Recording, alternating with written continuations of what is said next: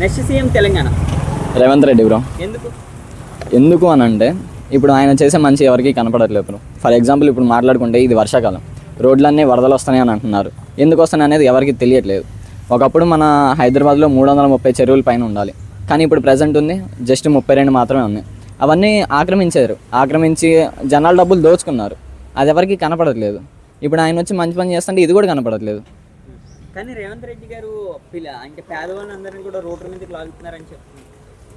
మరి ఏం చేస్తారు బ్రో, ఆక్రమించి వీళ్ళంతా ఇల్లీగల్గా పేదవాళ్ళకి అమ్మేశారు. వాళ్ళు ఎక్కడో నుంచో వచ్చి సిటీలో పని ఎత్తుకుందాం అని చెప్పేసి ఎక్కడికి వస్తారు, తక్కువ రేటు దొరుకుతుంది కదా అని చెప్పేసి అక్కడ ఇల్లు తీసేసుకుంటారు. వాళ్ళ తప్పే ఉంది బ్రో. ఇంకా సరే తప్పే, వాళ్ళకి ఏదో ఒకటి చూపించాలి. ఏదో ఒకటి చూపిస్తా అని అంటున్నాడు కదా, దానికి కూడా ఫండింగ్ అనేది రావాలి కదా.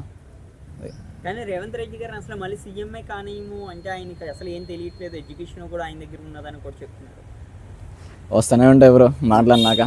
ఆయన చేసే మంచిగా కనపడినప్పుడు ఆయన చేసే ఇవన్నీ కనిపిస్తూనే ఉంటాయి ప్రతి ఒక్కటి. ఇంకా ఓకే బ్రో, ప్రస్తుతానికి తెలంగాణ భవిష్యత్తును మార్చే రాజకీయ నాయకుడు అంటే ఎవరి పేరు గుర్తొస్తుంది? లేదు బ్రో, ఎవరి వల్ల కాదు అది ఎవరి వల్ల కాదు.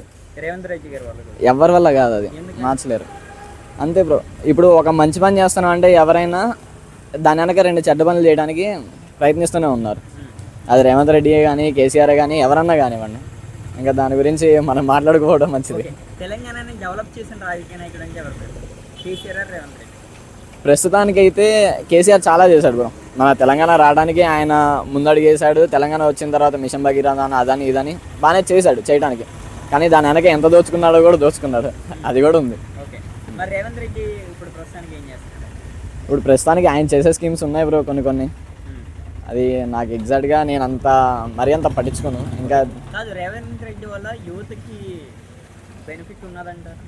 ఉంది. ఇప్పుడు ఆయన వచ్చిన తర్వాతే కదా చాలా జాబ్ నోటిఫికేషన్స్ రిలీజ్ అవుతున్నాయి.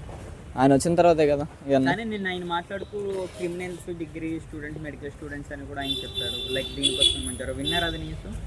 లేదు బ్రో అంతా. ఓకే, 1 వర్డ్లో కేసీఆర్, రేవంత్ రెడ్డి వీళ్ళిద్దరిలో బెస్ట్ సీఎం ఎవరు? ఆబ్వియస్లీ రేవంత్ రెడ్డి.